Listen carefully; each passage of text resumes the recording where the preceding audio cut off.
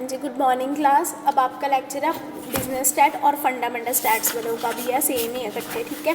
अब हम टॉपिक करेंगे मेजर ऑफ सेंट्रल टेंडेंसी। कल हमने स्टैट्स का कर लिया था, फर्स्ट यूनिट का फर्स्ट पार्ट कर लिया था, और फंडामेंटल स्टैट्स वालों का भी यूनिट 1 का स्टैट्स का हो गया। अब वो यूनिट 3 में देखो मेजर ऑफ सेंट्रल टेंडेंसी है सिलेबस आप इंट्रोडक्शन स्टैट और मीन वगैरह कर दिया आज, ठीक है। बाकी जो नोट्स है वो मैं साइड बाय साइड भेज जाऊँगी, ठीक है। तुसी अपने कॉपीज च राइट डाउन कर लियो। सब तो पहले कहते मेजर ऑफ सेंट्रल टेंडेंसी की होंगे। सेंट्रल टेंडेंसी की होंगे कि किसी चीज़ को मैजर करना, ठीक है, किसी भी फिगर को किसी भी मैजर करना, ठीक है। It is also difficult to analyse them in order to reduce the complexity of data and mark the comparable essentials various figures which are being compare the reduce the one single figure, ठीक है। For example कहते कि comparison करना between the marks 100 student BCom च, ठीक है, and second class college of 100 student which belonging to BCom second and another college भी impossible arrive the conclusion निकालो, ठीक है। 100 ये स्टूडेंट एक ब्लॉक च 100 एक च ते टोटल नंबर ऑफ स्टूडेंट्स तुसीं दस देने किन्ने आए, डिटेल्स मार्क्स आ डायरैक्टली कंपेयर्ड हो जाएंगे, ठीक है। सब तो ईजी वे है मैजर करना सेंट्रल टेंडेंसी ਨੂੰ। कहते मीनिंग ऑफ सेंट्रल टेंडेंसी की सीगा कि average single value has represent the whole set of a figure and individual items concrete around it. In other words average of a single value within the range of a data that prescribe the receipt all values in series, ठीक है। सारी value of series आप कि देखते हैं, एक figure च देखते हैं, एक डाटा च देखते हैं। डेफिनेशन की आ जाती है यदि कहते any average is a single figure that represent the whole group, ठीक है। सिंगल फिगर आप कि देखते होल ग्रुप च देखते हैं, सिंगल वैल्यू भी सिलेक्ट करते हैं होल ग्रुप ऑफ वैल्यूज च। Any average typical value represent the individual value in series, ठीक है।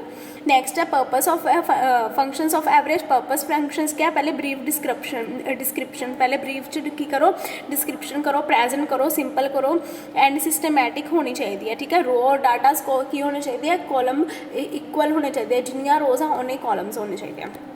नेक्स्ट आता है हेल्पफुल इन कंपैरिजन। हेल्पफुल क्या है, कहते हैं एवरेज निकालनी है किसी के भी डिफरेंट डाटा को सेट करो, उसको क्या करो कंपेयर करो, ठीक है, आपस में। फॉर एग्जांपल उन्होंने दिया कि पर कैपिटल इनकम इंडिया यूएसए की इतनी है, ठीक है। तो अगर इंडिया की मच लेस देन कंपैरिजन करें तो यूएसए की इनकम ज़्यादा होएगी कि इंडिया की ज़्यादा होएगी। India is a poor country in as compare to USA, of course USA की ज़्यादा हाई रेट है per capital income as compare to India, USA की हाई है, ठीक है। हेल्पफुल इन्फॉर्मेशन ऑफ पॉलिसीज़, कहते कौन कौन सी पॉलिसीज़ वो हेल्प करती हैं हमारे। Average help information of policies to elastic and government funds in average capital income in India is very low. India per capital income कहते लो है। It formulate the suitable policies to increase, ठीक है, as compare to another policies can be increase to data countries. Next है basics of statical analysis में क्या है कि every constitution is the basic of statical analysis है। For example जो कहते हैं if one knows the average mark of score the student of a class different subject one can easily analyse the general interest and student in different subject, ठीक है। Analyse भी होता है student का different subject में क्या होता है क्रिएट होता है, ठीक है, इंटरेस्ट।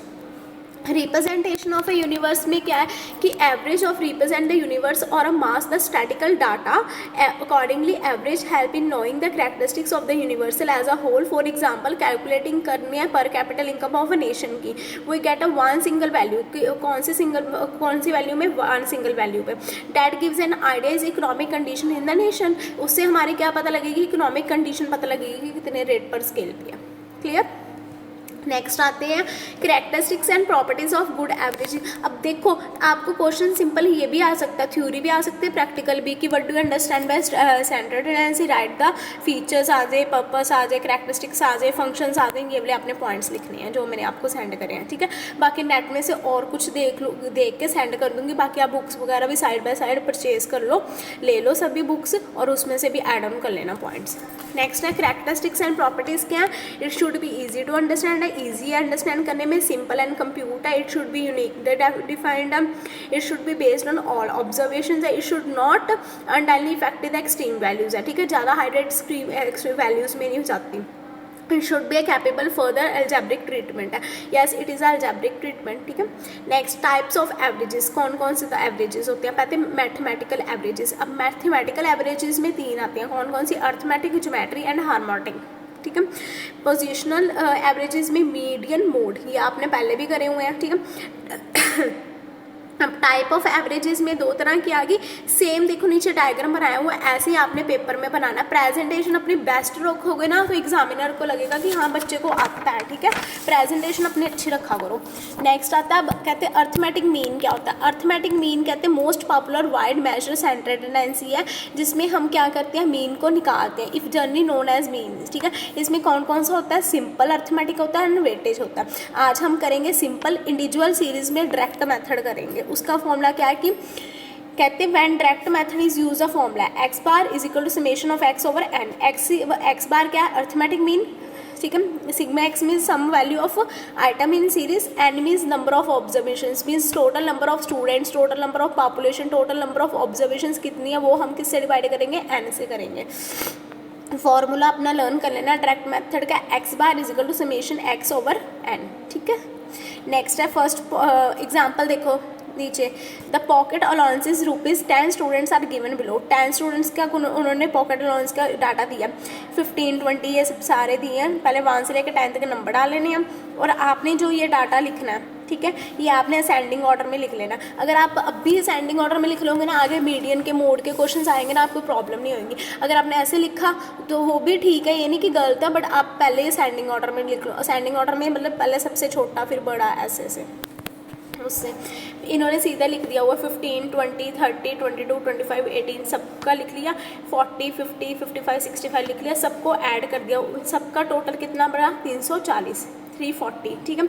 अब इन सबको टोटल कितना था, स्टूडेंट्स कितने हैं टोटल, 10, उन्होंने लिख दिया n इज इक्वल टू 10। ऊपर क्वेश्चन में भी दिया हुआ कितने स्टूडेंट्स हैं, 10 है। क्लियर, आगे चलो। अब मीन का फॉर्मूला क्या था, डायरेक्ट में X bar is equal to summation X over N. X bar summation X कितनी आई थी हमारे पीछे, देखो कितनी आई थी, 340 लिख दिया मैंने यहाँ पे 340। ऊपर देखो नीचे कितना है, एन कितना है, टोटल नंबर 10 है। इन दोनों को आपस में क्या कर दिया, डिवाइड, तो आंसर कितना आ गया, 34। Is that clear to everyone? अगर किसी को डाउट है तो पूछ लो। नेक्स्ट है शॉर्टकट मेथड। उसमें क्या है कि when number of observations are large and arithmetic mean can be calculated with the shortcut method. अब ये हम किससे कैलकुलेट कर रहे हैं, नेक्स्ट मेथड कौन सा हमारा, शॉर्टकट मेथड है। इसमें फॉर्मूला देखो, X bar is equal to A plus summation D over N, ठीक है। डी क्या है, इसमें डिविजन ऑफ आइटम्स एज्यूम्ड, जो हमने निकालनी है, ठीक है। हमें क्वेश्चन में दिया होगा कि कौन से अलाउंसेस की कितनी है, उसमें से हमने हाफ ऊपर छोड़ देनी है, हाफ नीचे छोड़ देना है, मतलब मिड ऑफ अ मीन ले लेना, उसमें से एक्स की वैल्यू निकाल लेनी है, x माइनस ए आ जाएगा।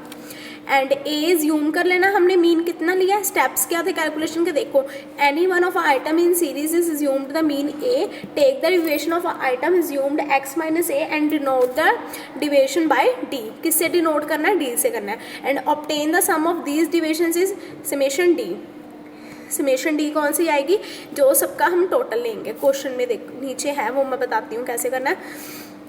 Substitute the value of A and summation D, N is above the formula and value arithmetic mean, ठीक है। अब एग्जांपल पढ़ो, उन्होंने कहा था पॉकेट अलाउंसेस 10 स्टूडेंट का सेम एग्जांपल ले लिया उन्होंने, बट मेथड दूसरे से निकालने के लिए बोला, कौन से, अर्थमेटिक मीन शॉर्टकट मेथड से।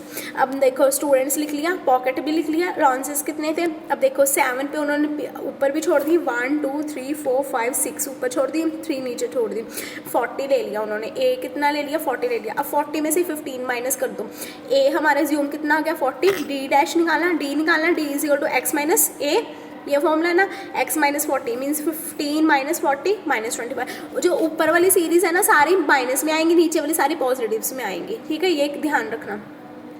देखो -25 -20 -10 -18 -15 -22, 40 माइनस 40 तो 0 ही होता है। नेक्स्ट 50 माइनस 40 10 15 25, इन सब का अब हमने क्या कर देना, टोटल कैसे करना है, कईयों को टोटल भी नहीं आता। टोटल कैसे करना, पहले जो नीचे वाली सीरीज है 10 15 25 इन सबका टोटल कर लेना, जितना आंसर आता है ऊपर वाले सारे टोटल कर लेने, -25 -20 -10 -18 -15 -22, जितना आंसर आता है उसमें से उसको क्या कर देना, माइनस, ठीक है। इन सबको प्लस कर लेना, minus minus plus plus plus, minus minus क्या होते हैं, प्लस ना, तो साइन किसका आता है, माइनस का, वो अकॉर्डिंगली देख लेना, उसको सॉल्व कर लेना। तो -60 आएगा, क्योंकि ऊपर वाली सीरीज ज़्यादा ना, वो माइनस में आएगा आंसर उसका, -60 ED आ गया।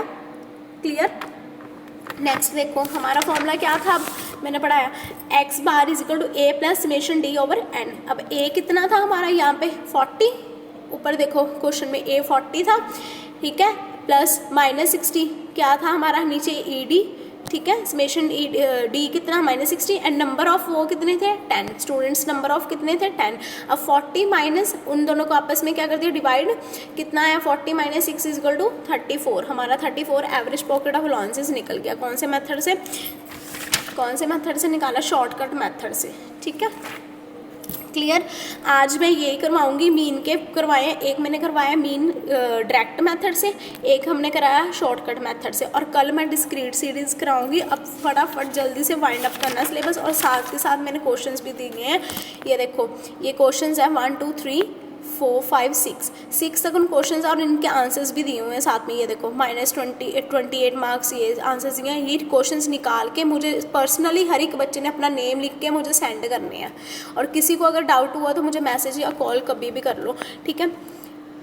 Is that clear. और अपने नोट्स बना लो और अपनी कॉपी में ये सॉल्व कर लो। Okay, thank you class.